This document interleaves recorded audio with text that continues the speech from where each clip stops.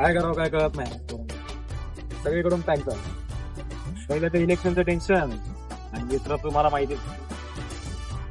हे बघा अरे, इलेक्शनचा जो विषय तो तुझा वैयक्तिक आहे आणि राहिला प्रश्न तिचा, तिला मी सांभाळतो.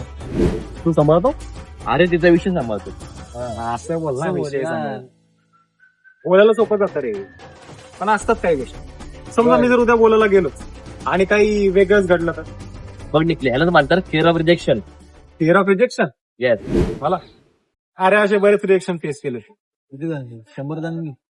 अरे अजून तर परत घे ना. ते रिजेक्शन नाही रे, आयुष्यात असे बरेच रिएक्शन फेस केले. मला काय काम आहे, तुम्हाला बोलायला सोपं वाटतं सगळं. तिकडे समजा ती नाही म्हटली आणि मग कॉलेजमध्ये बदनामी झाली तर काय करणार? यावेळेस तू प्रयत्न तर कर. आम्ही आहे आहे ना सोबत. सोबत. असं म्हणताय.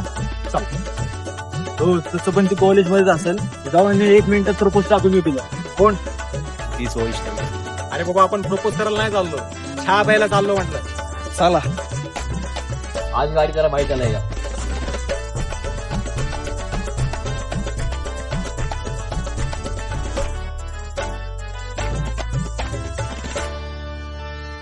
आणि तुमच्यासोबत असताना निवांत होतं रे, स्ट्रेस निघून जातो सगळं.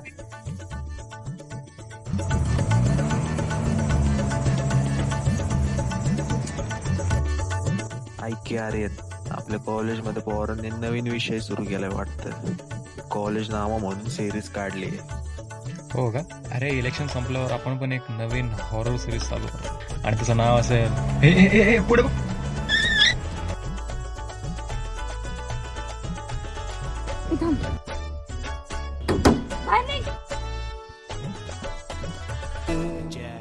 तुला दिसत कसं नाही रे? Sorry, चुकी एवढी झाली. मोठी मुलगी आहे, गाडी कशी घातली तू अंगावर? बरोबर, तुमचं तू चुकी काय झाली. अंधळ आहेस नाही, का? चुकी आणि झाली. हिरवा शर्ट घातलाय म्हणजे काय सगळीकडे हिरवी लक्ष लाईट नव्हतं आहे का? माझं, लक्ष नव्हतं माझं. नुसती अरे मोठी यार, गाडी घ्यायची आणि चालवता काही येत नाही.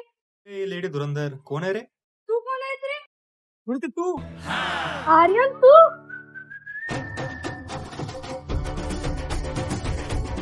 ड्रायव्हरने धडकवलं मला. ए आर्मी ड्रायव्हर एक सांग जरा हिला. मग ड्रायव्हरच दिसतो ना, ड्रायव्हर ड्रायव्हर नाही